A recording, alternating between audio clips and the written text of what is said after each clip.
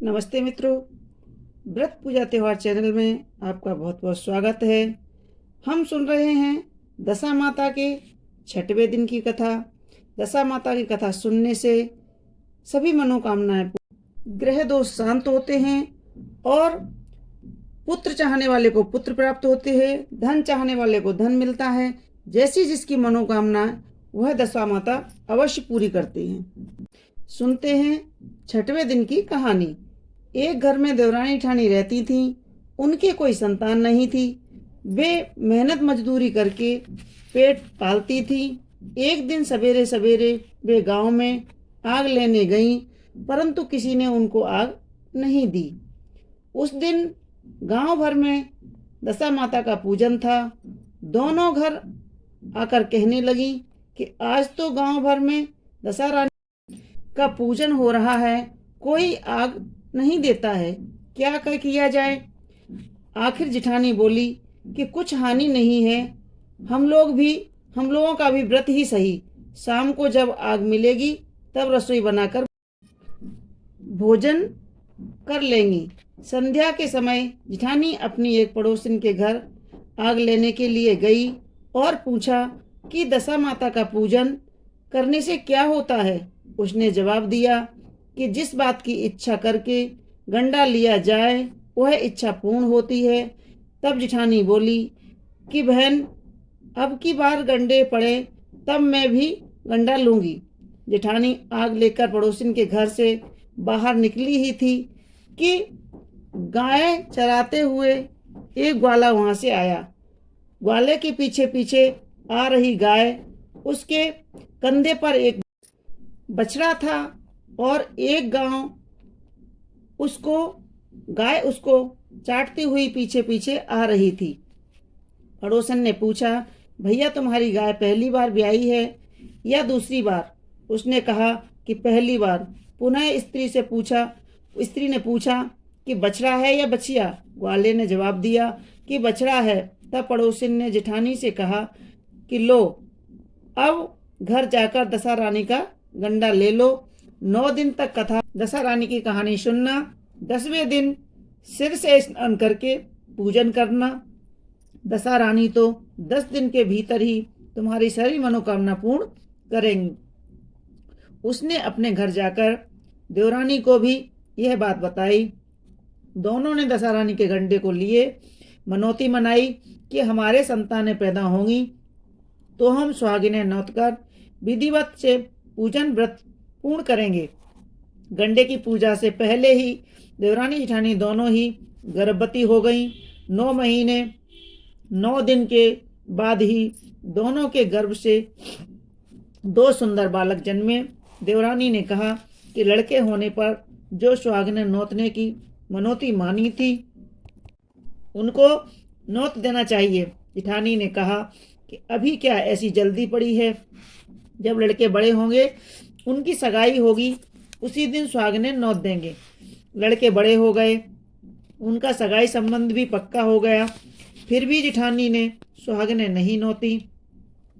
उसने कहा कि जिस दिन लड़कों की भावरें पड़ेंगी उसी दिन सुहागिनें नौत कर उत्सव के साथ पूजा की जाएगी।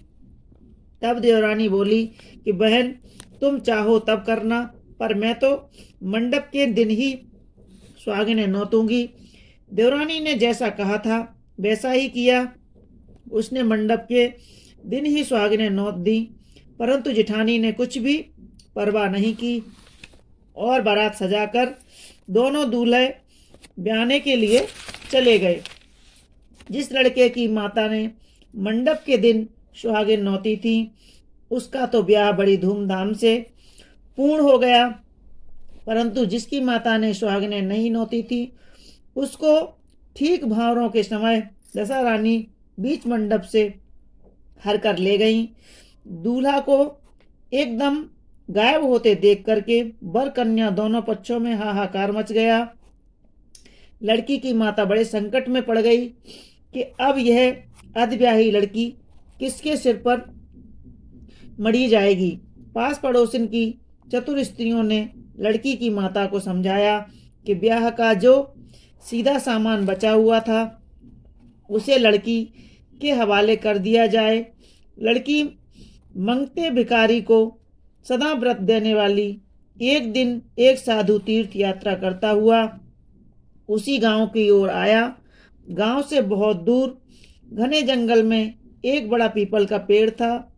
लोग उस पेड़ को पारस पीपल कहते थे।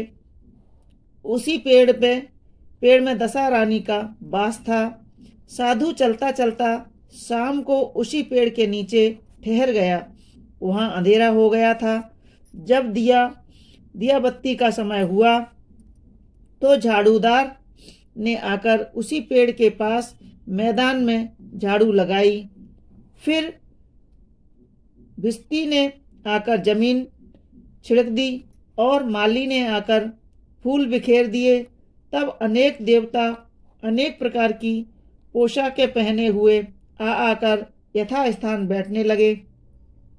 सबसे पीछे स्वर्ग से आए राजा इंद्र का सिंहासन उतरा।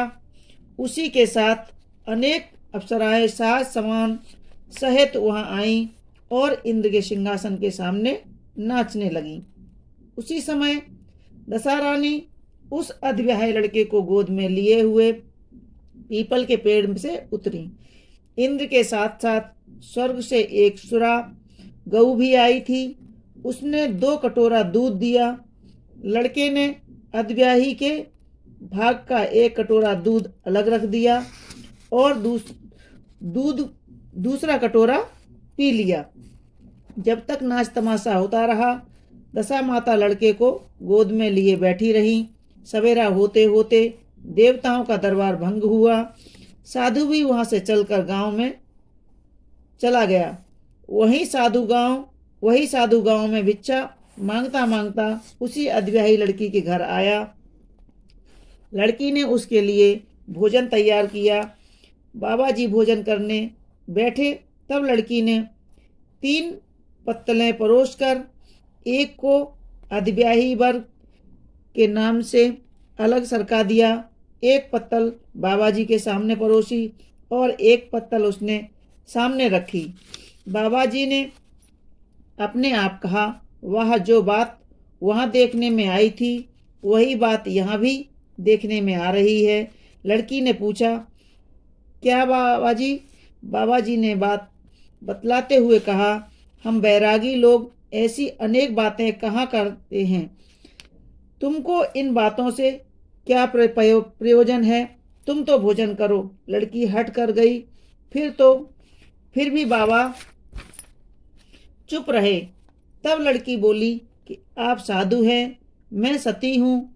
आप या तो अपनी बात का भेद बताएं या मेरा श्राप लीजिए। तब बाबा ने रात का सारा हाल उसे बता दिया। उसने बाबा के साथ उस पीपल के पास जाना निश्चय किया। बाबा आगे आगे चले, लड़की उसके पीछे पीछे हो ली। बाबा लड़की को पारस पीपल के पास छोड़कर चले गए। जब संध्या हुई तब नित्य की तरह झाड़ूदार ने झाड़ू लगाई और भित्ती ने जमीन छिड़की। माली ने फूल बिखेरे। राजा इंद्र आए और नाच गाना होने लगा। उसी समय दशा रानी पीपल पर से उतरकर दरबार में बैठी। लड़के ने सुरा गाय के से दूध पिया और उसने अधब्याही का कटोरा अलग रख दिया।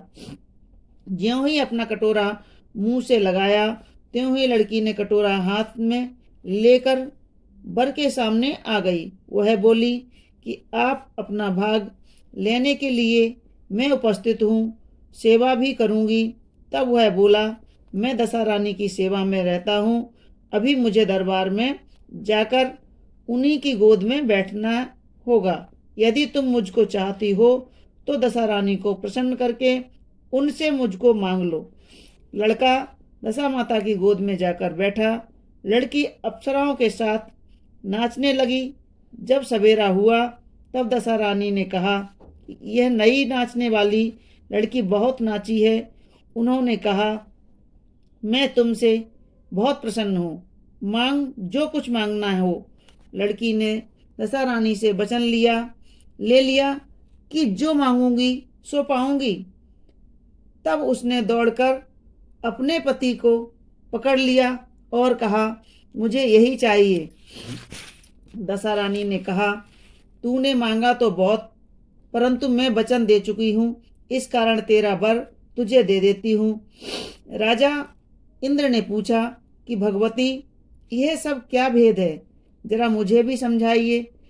तब दशा रानी बोली कि यह लड़का मेरे ही वरदान से पैदा हुआ था।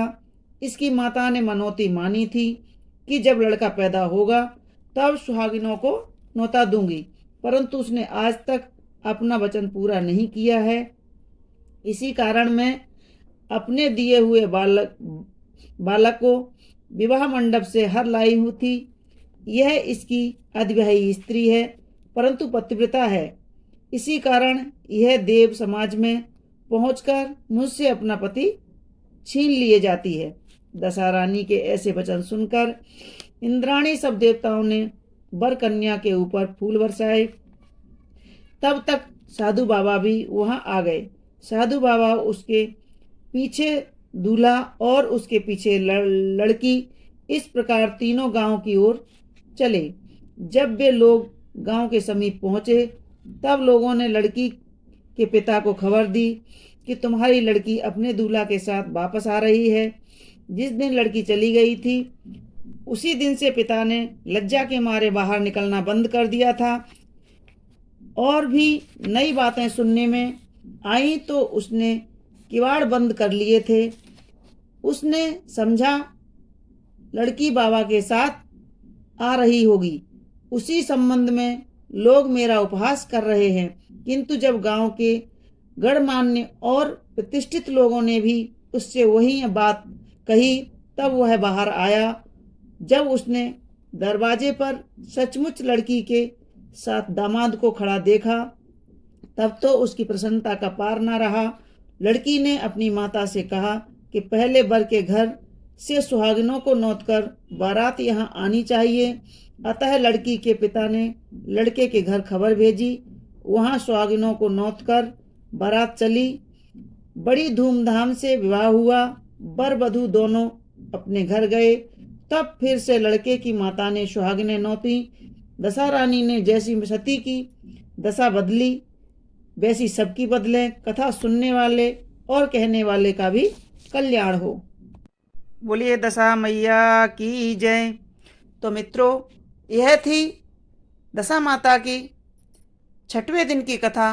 7वें दिन की कथा हम आपको आगे के वीडियो में सुनाएंगे। आपको हमारी कथाएं कैसी लगती हैं हमें कमेंट्स बॉक्स में ज़रूर लिखें और हमारे वीडियो को लाइक करें, शेयर करें और चैनल को सब्सक्राइब अवश्य कर लें। धन्यवाद।